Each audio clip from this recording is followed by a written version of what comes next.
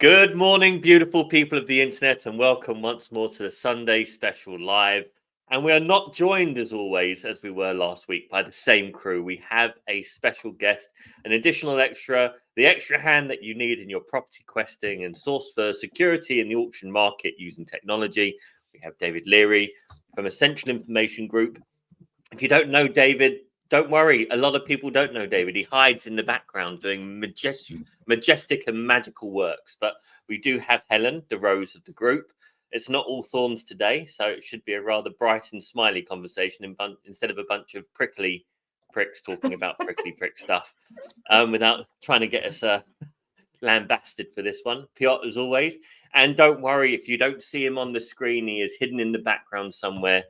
Adam, the G. Lawrence, will be up shortly to run through his Sunday supplement on our Sunday Special Live. So you will not be missing anything, but you will be getting a bonus added extra. David is here to talk about the Auction Room, which is a brand new auction property networking event. It's going to be a full day thing, and I will let David take it from here. David, tell us about the inspiration for this event and why people should be coming to see it.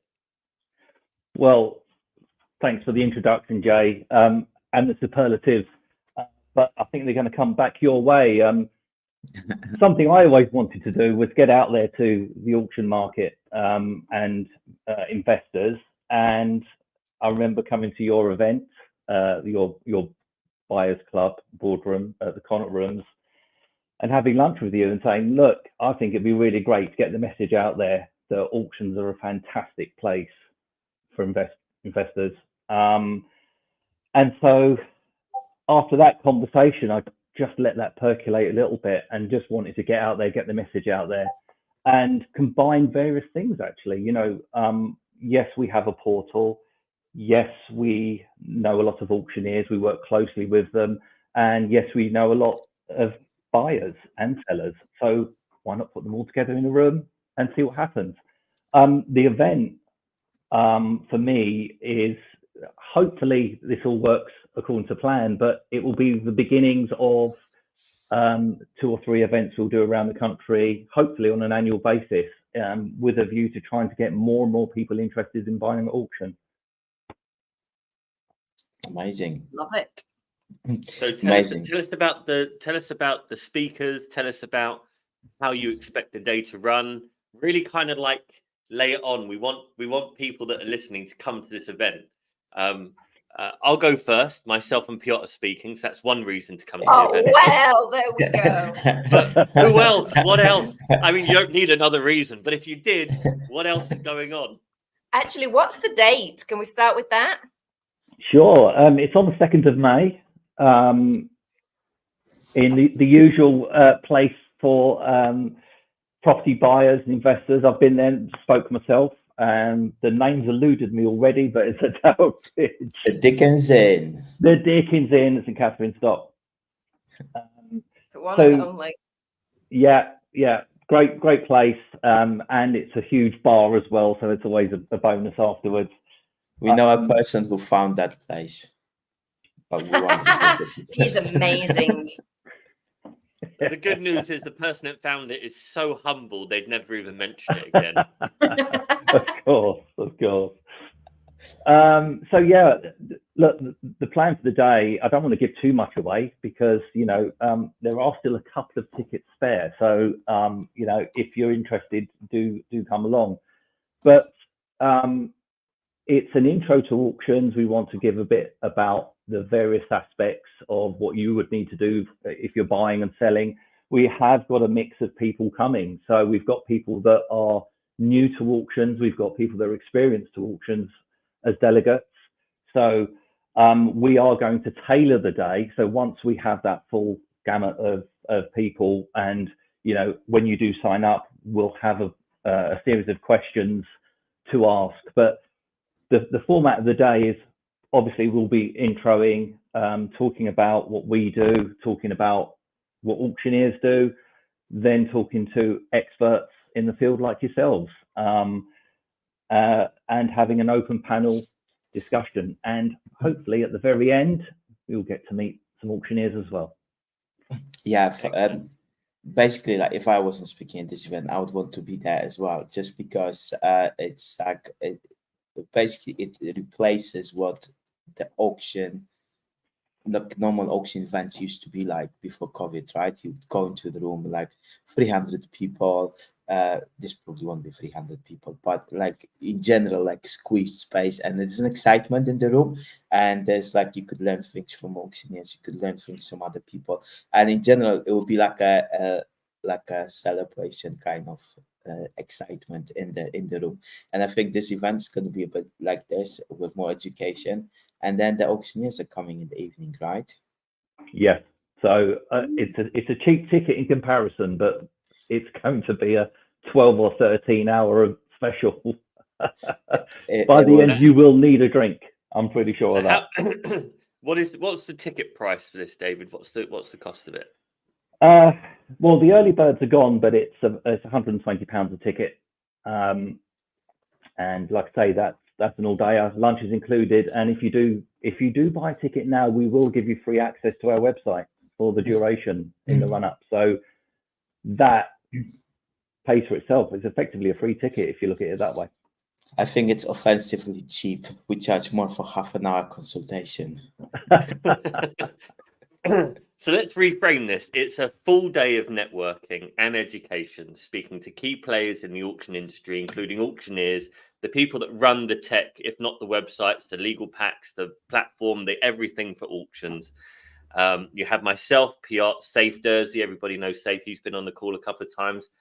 Jess McCauley, she's been on the call a couple of times. She'll be speaking. Some random guy called Ranjan Bhattacharya. I don't know. He's going to be there apparently. Everyone else was busy. I don't know what happened, but Ranjan will be there for those who like Ranjan, and he'll be there.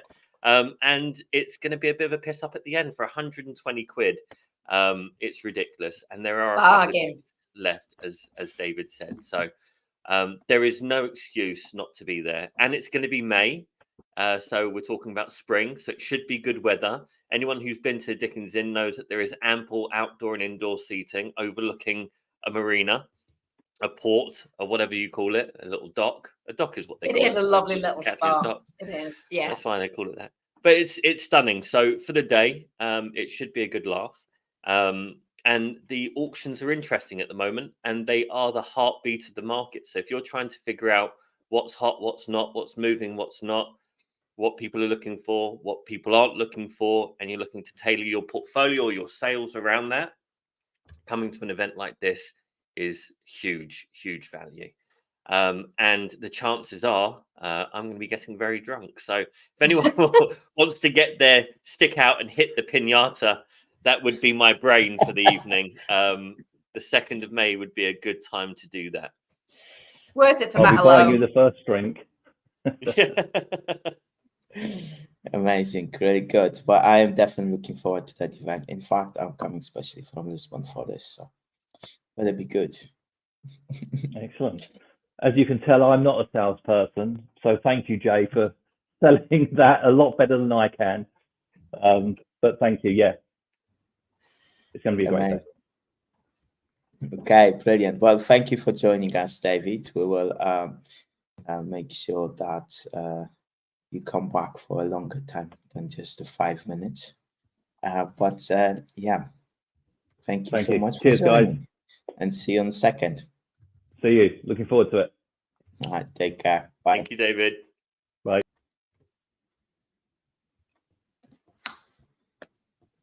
And here we go. Adam. As if by magic.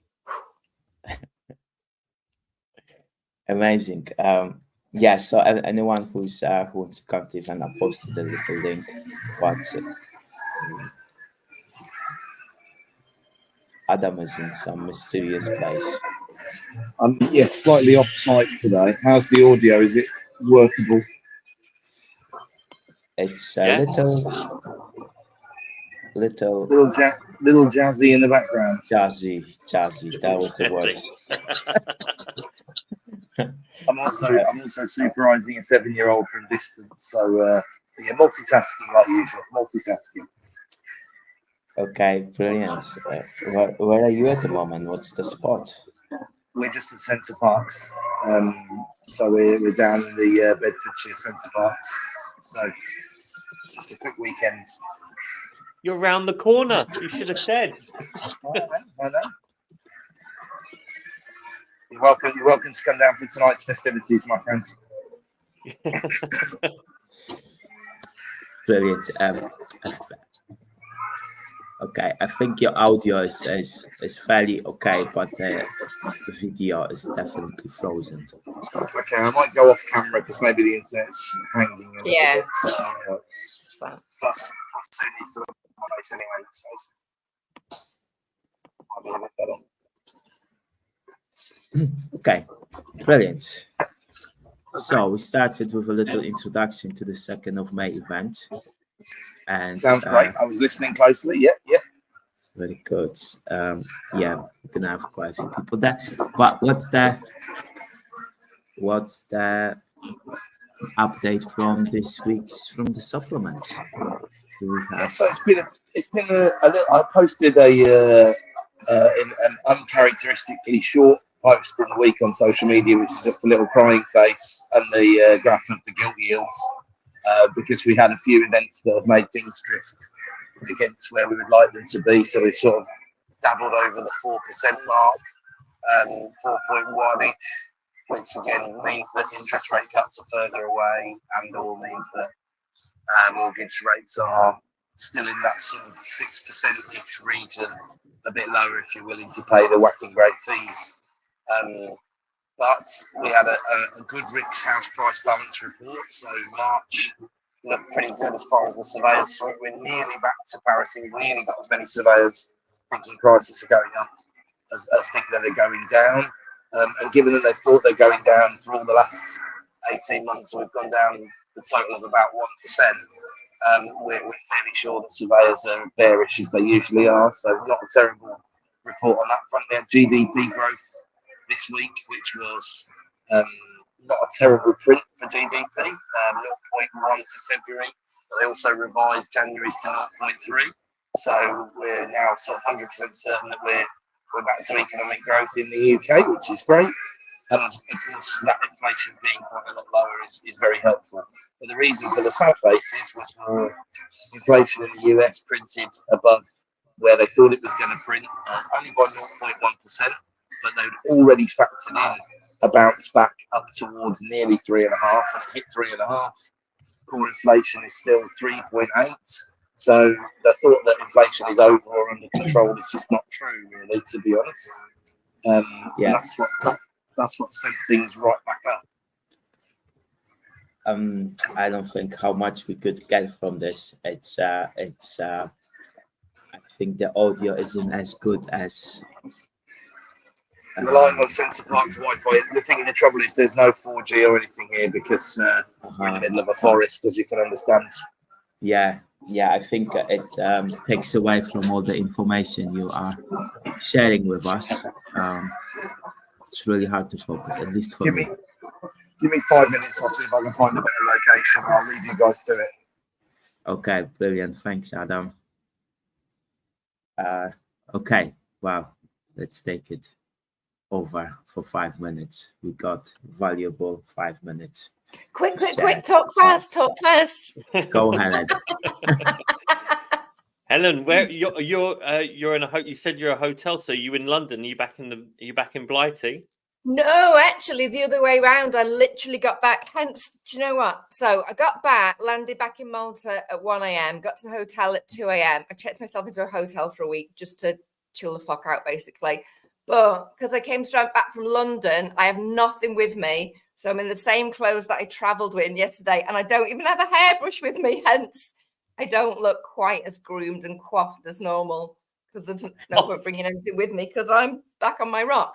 But yes, no, I have had a fantastic, honestly, a really, really, not just saying it for the sake of social media, week in London. It was really good. Caught up with lots of great people. Actually, I was due to come back Friday, but I stayed on an extra day because the PSA, the Professional Speakers Association, had their quarterly summit at a really nice place in County Hall in London. And honestly, I was so glad I stayed. You never know if these things are going to be value, or to be honest, my approach with these things is always, as with, I think it should be with this auction, the auction day we've been talking about. If you get one thing from that day that makes a significant difference to your life, you can take it, you can implement it, and it's going to make you more than the price of that entry, the ticket cost, then that's a good day for me. You've made a connection, you know, you end up doing business 6 months later. What a bloody great investment. That's a huge return on investment from a numbers perspective. And honestly, the value in this room yesterday, people talking about stagecraft, actually watching how speakers do things, seeing different styles.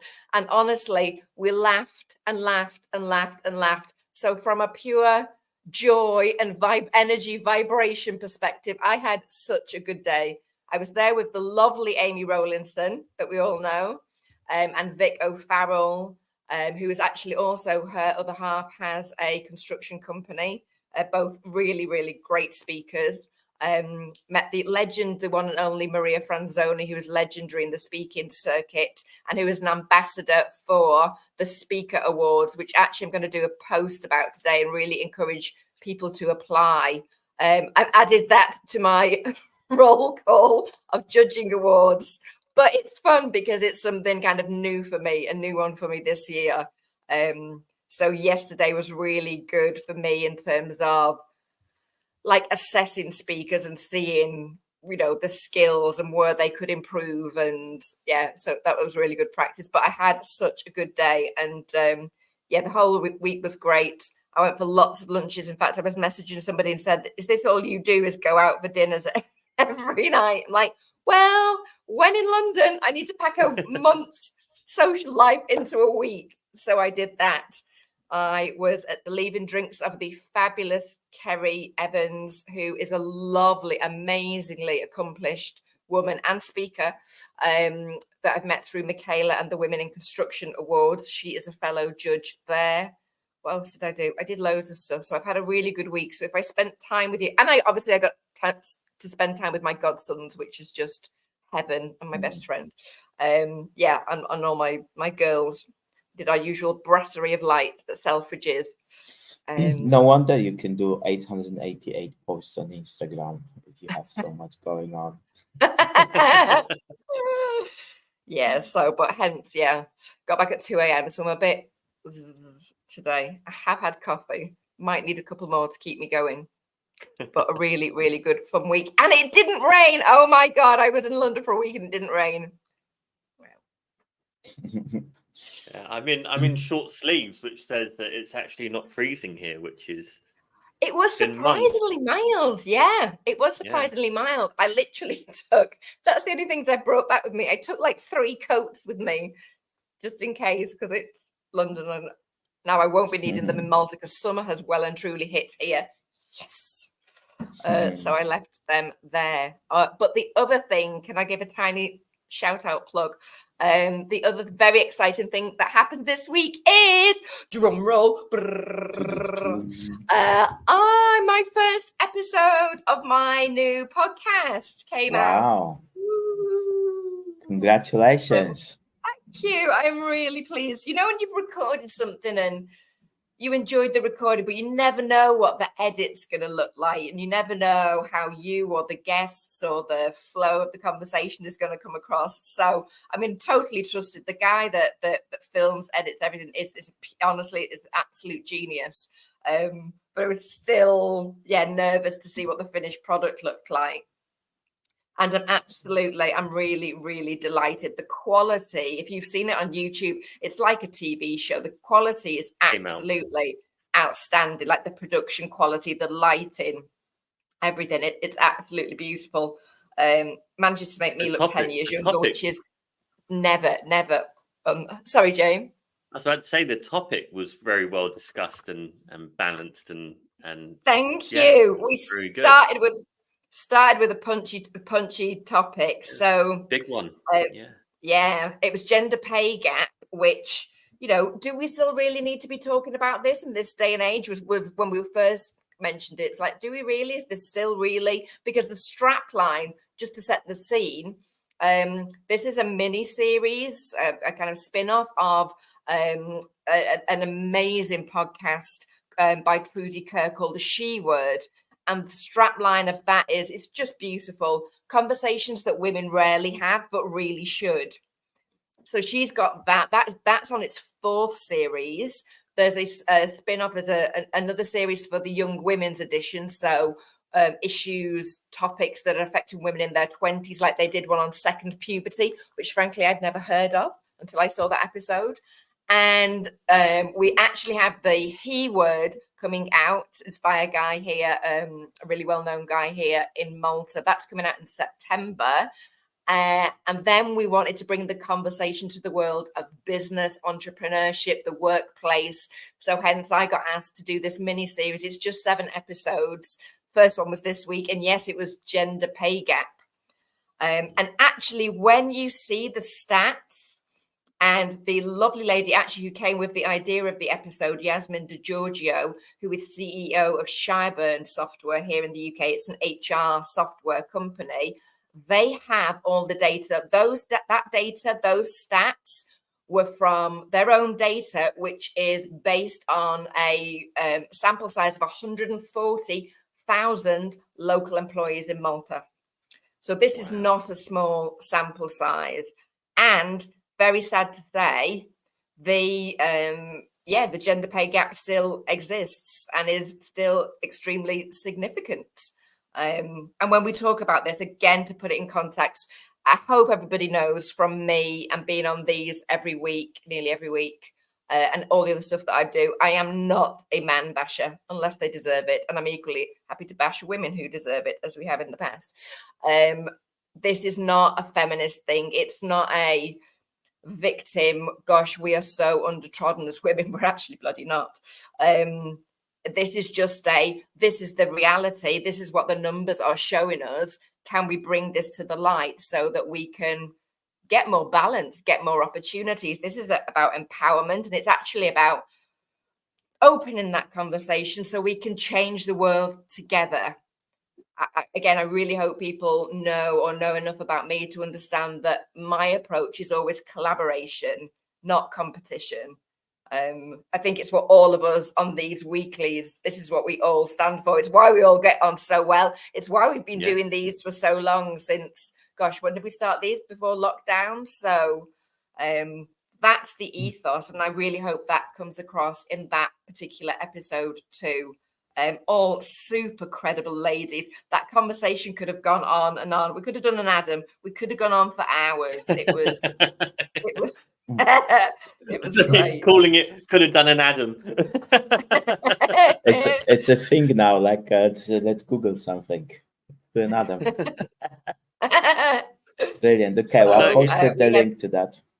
Yeah, we put the link around on the channels there so people can access it, because it really was. It was a brilliant episode. So thank you. We have had really good feedback, and not just it was a great listen. Like people have sent, really thoughtful comments. So no, we're very, very. So we'll share the links below, but it's on YouTube, it's on Spotify.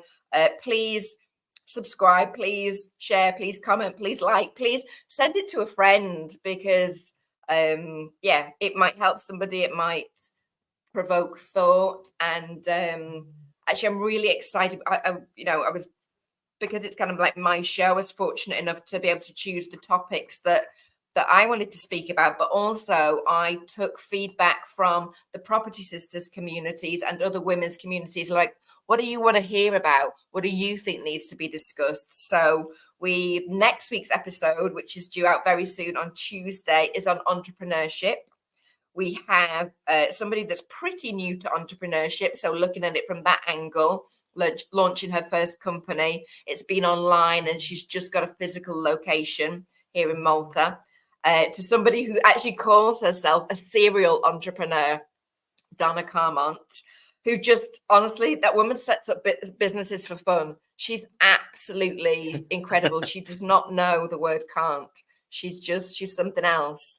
And then the third guest, so each episode is 3 guests. The third guest is a really, really cool lady. So in Malta, we don't have Dragon's Den, we have Shark Tank. It's the same name as the American show. And one of the ladies is, or this lady is an advisor to one of the sharks on Shark Tank.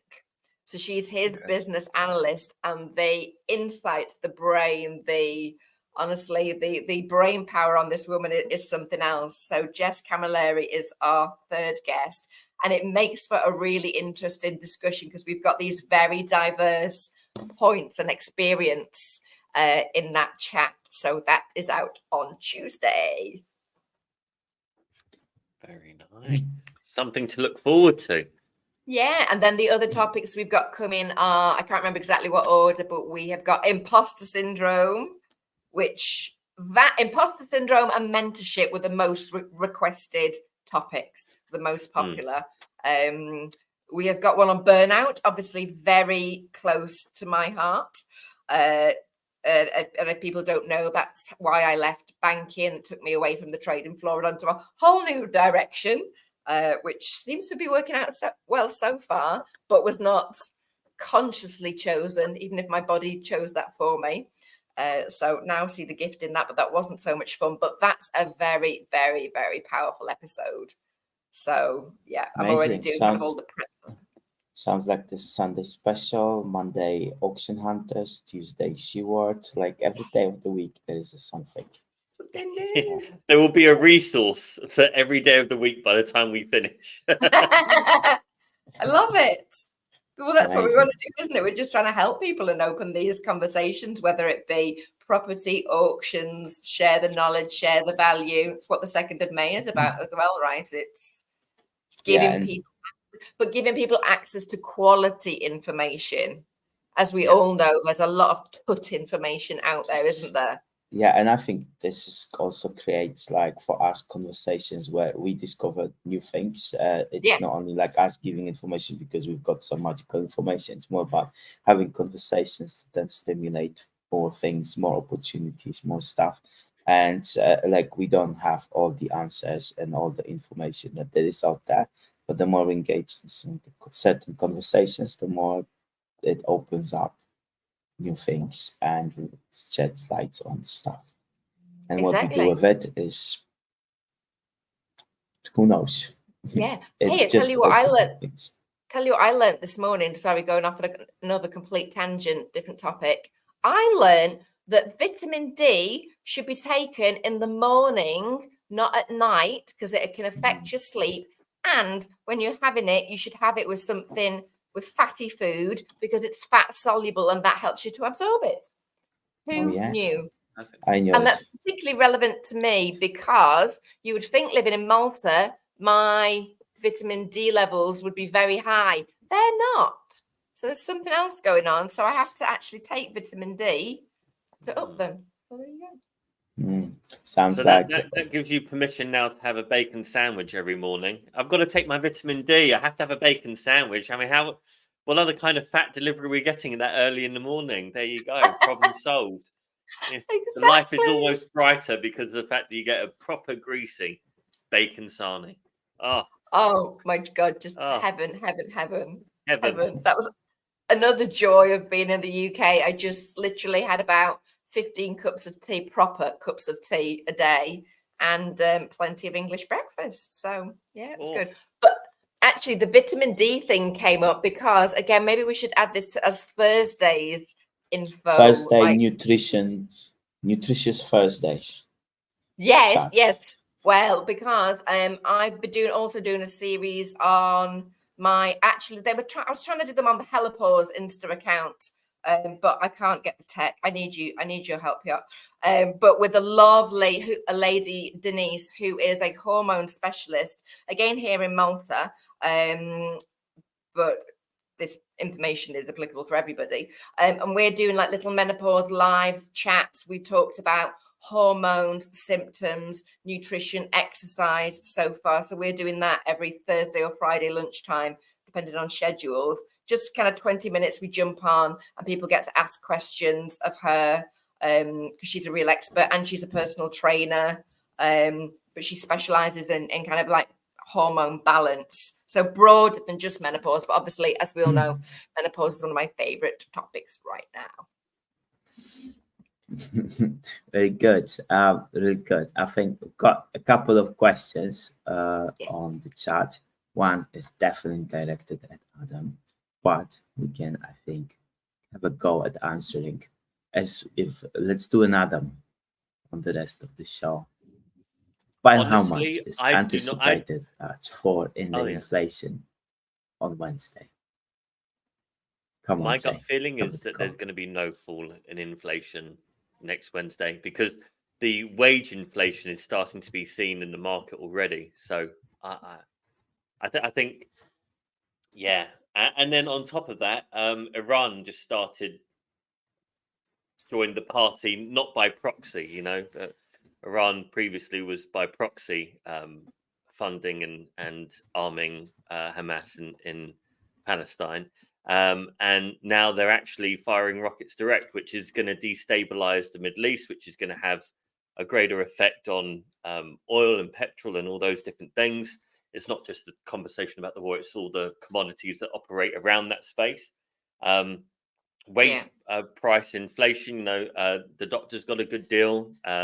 That upset the train drivers. Now the train drivers are going on strike, and then that'll upset the nurses, and that'll upset the teachers, and it'll upset the firemen, and everyone will go on strike. And all of a sudden, you know, and who can blame them? You know, things are expensive at the moment, and the wages aren't going as far as they used to. But you keep increasing wages, it's going to drag out the demon that is inflation longer. So I don't see a drop in inflation next Wednesday. If we're lucky, it will stay where it is. And from what Adam said, I couldn't hear too well because of his audio, and I don't know what the number is. I'm not even going to put a number on it, but he did say that the pressures that will keep the pressures up to not cut interest rates anytime soon, which you have to then think exactly does not point to any big drop off in inflation anytime soon. So yeah, so whatever the fall is in the short term this month is not even that important because of all the things that's gonna come. Yeah, it's true said. Yeah. So good, we'll listen to Adam. The teacher would be proud. But yeah, I posted the link to Adam's supplement as well because like everyone basically can get the source information from there if they want to catch up on that. And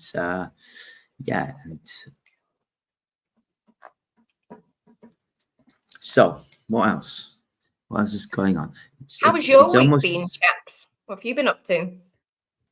I was on the road this week. Oh, yes. I was unchained from my desk.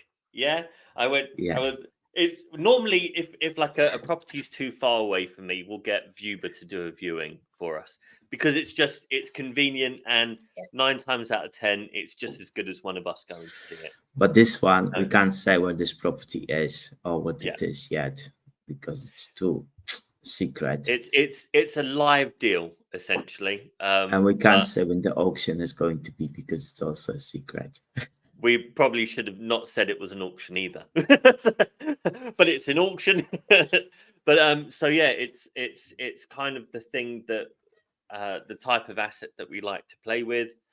It has it's a hot mess. It's a hot mess with potential. It's an absolute mess. It's literally so messy. It's a J after a few beers. Yeah, an absolute mess. Yeah, and the best thing is like we are actually recording bits of video about how we do research on this property. We have no idea whether we're gonna end up with it or not, but we're just kind of documenting how we go about researching this and assessing all the different types of risks. And here the risks are absolutely like ridiculously strange. Like it's very strange, but at the same time it's exciting, and I think you've got you're just teasing us. You have super intrigued now. For you to both still find something where it's unusual risk, having seen all the weird and wonderful and frankly crazy shit that you've seen. Like I can't even be, and you bought a wall. Let's just throw that one in there. I'm like, I can't begin to imagine what this could be. Whoa. Wow. Yeah. It's this one is this it's if you just look at the face of the deal, right? You saw it in an auction catalog, you saw the price, the postcode, and what it was. You'd think, okay, what's to be excited about? But you only have to dig a quarter of an inch underneath that to go, oh wow. And we're in the middle of the oh wow at the moment, but it's kind of, for us, it's a level of oh wow that's very manageable and easy to deal with. We know the people, we know the processes, we know how to address these things, but we're also skilled enough and knowledgeable enough to know that even though we have all of those things in place, that it could go sideways in 60 seconds or less. But it's when you're looking at a deal like this, it's not what's available, not what you can understand, not what you get, not what you understand, what you're able to achieve. It's knowing what goes wrong and then how to address what goes wrong. And we like to think that we're pretty good at knowing what can go wrong and how to address what can go wrong. So it's about knowing the risks, knowing the things that you don't know that can be risks, and then being able to price that in, essentially. Yeah. Almost like it's anticipating exciting. the curveballs. That's the much trickier part of any due diligence, isn't it? It's the standard stuff, the tick this, yes, no, even quantifying like those risks, but what the hell is in the scope that could impact this is quite. This is like a paddle game against professional players. You don't know what to expect, but you know to expect something. Speaking of paddle games. Oh, nicely segued. Yeah. Beautifully segued. Paddle game on the 15th of June. It's going to be super exciting time. I actually played a little tournament this Friday, which is going to be very similar format to the one on the 15th of June, and it's exciting. So, Helen, do you play paddle? What was the win rate on the tournament you played recently, Piotr? I'm interested. Oh, I only lost one game, 1-3. Yes, but I haven't played it yet, but we do have. It's very popular here in Malta, and there is a couple of courts, I think. So I have time to learn. And 15th of June, did you say? 15th of June, yes. I'm definitely back because I am giving the keynote speech at Iconic Wealth Women's Conference on the 12th of June in London. So I am definitely in the UK. Tickets are available, by the way. I'll probably share the link to that as well. Well, amazing. Paul Ribbons is giving some golden nuggets of advice. Good morning, Paul. Morning, Paul. A legend has entered the chat. Yeah. Every deal we buy, our first question we ask is, can we live with the downside? If we can't live with the that's the deal. We do the deal. So I think we can live with the downside. I think like the way we've got this deal structured, we are doing this with a person who knows the area, who knows the risks, and they're happy with whatever's going to happen. And I think like when we work with someone on a deal, like we always start, we're probably like really bad salespeople because we don't start with all the great potential that there is. But mostly we do present the risks and what might go wrong. And then if that person is still on the chat with us, then we tell them what the potential might be after we go through the jungle. So that's it. And do you know what? That equally applies to working with investors. I cite this example a lot. Definitely kind of in the workshops and presentations that I do, a deal that I went ahead with and made money from, years ago. We looked at this deal. I wanted to work with this person. We've gone half a dozen deals now together. And we looked at this deal and always, it was a flip.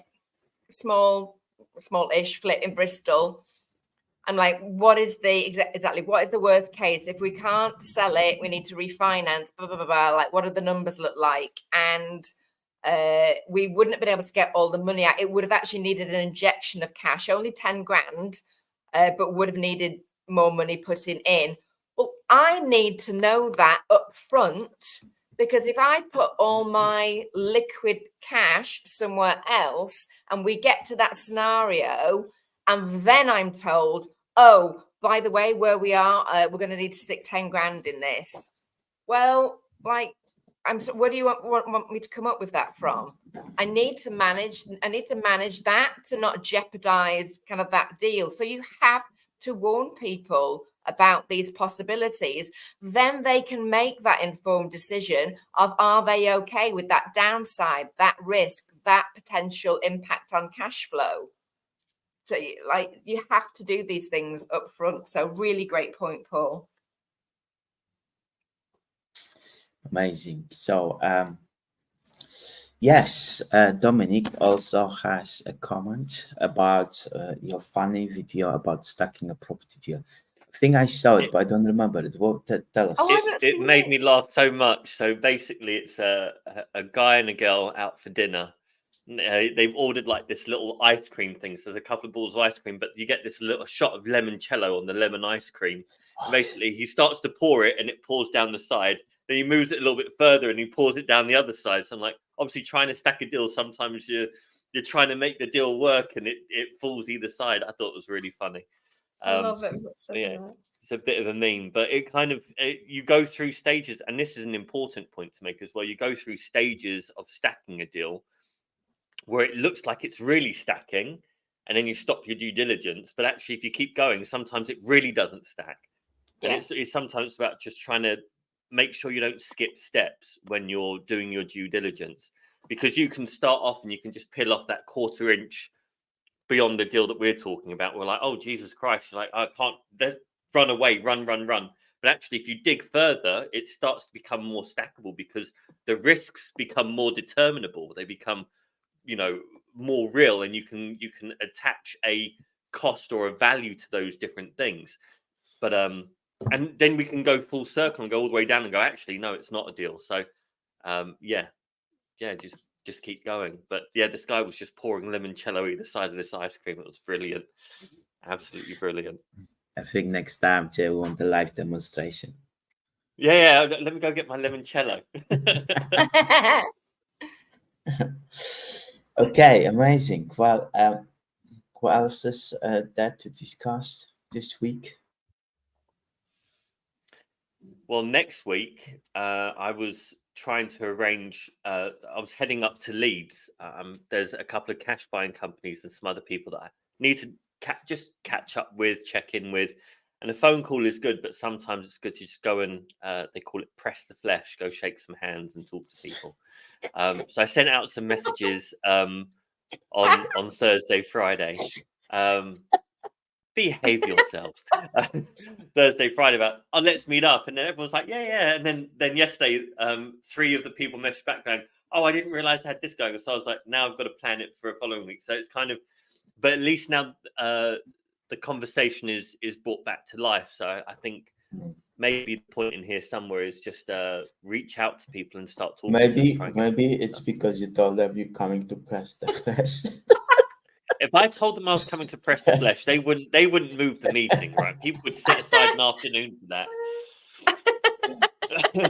I messaged one of them saying, it's been a long time, let's meet up. He goes, well, how can I say no to that? I said, exactly, you can't. If I said press the flesh, I don't think he would have met up with me. It sounds like some new type of massage, doesn't it? Come and experience press the flesh. Jay's specialist. Yapping is better than tapping, and pressing the flesh is better than yapping, apparently. I don't know. But it's but yeah, so basically one of them actually said, when they cancelled, like, oh, let me send you over a property that we're looking at. We're not able to do it. So hopefully they'll send over a property. So just by having the conversation and trying to arrange the plans, it's relit the conversation. So I always wonder, like, how become Leeds as the capital of cash buying companies in the UK? Like, Is how it? did it I did happen? not know that. Wow. Well, London tried, but they failed. Like even one of the largest cash buying companies that are in London have now moved out of London. Mm. Yeah.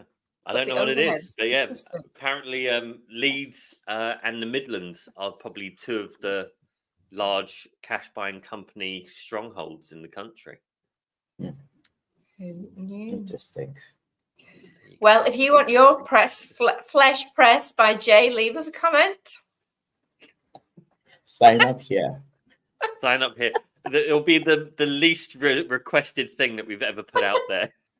Is that an added juicy bonus for the 2nd of May? You get your flesh pressed. Hey, no one said it was a juicy bonus, Helen. All right, don't start adding superfluousness into the situation. I said there'd be a handshake, and you two are taking it to a really dark place.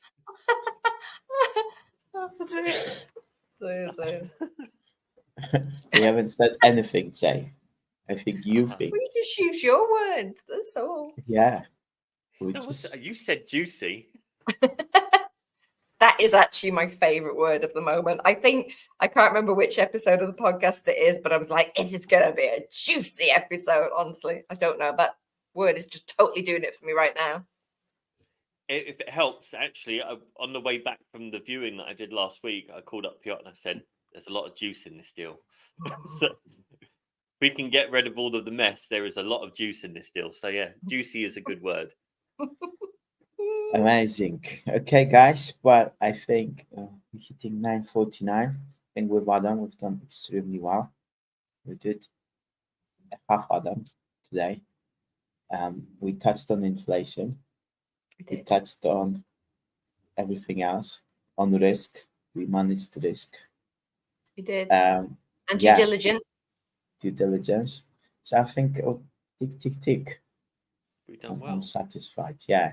I'm proud. Brilliant. Well, thanks everyone for tuning in, and sorry for the tech problems that prevented Adam from joining. And we're looking forward to connecting with you on the He is going to Monday want 59 trainings. minutes next week, isn't he? Well, Yeah, we last just week say- spread it over 3 or 4 weeks to keep it even. Or we just take a 1 week off and we let him tune in. Yeah, himself. join by himself. Yeah. Oh, amazing. Okay, guys, have a great Sunday. I'm gonna see you all next week, and thanks for tuning. Thank Take it easy, you. guys. See you soon.